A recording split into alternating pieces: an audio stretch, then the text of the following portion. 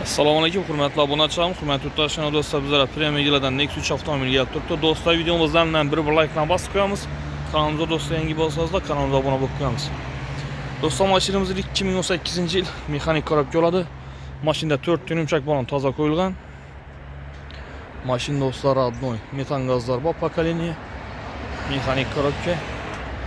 Do'stlar, mashinamizning yurgan probegi 170 ming kilometr yurgan. Çukurlar taza koyulgan do'stlar mashina.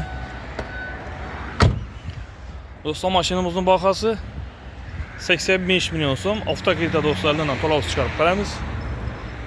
Oylik to'lovlari do'stlar 2 milyon 800 dan 4 yil bo'ladi. Mashina qiziqadi uchun telefon nomerlarini pastga yozdirib qoldiramiz.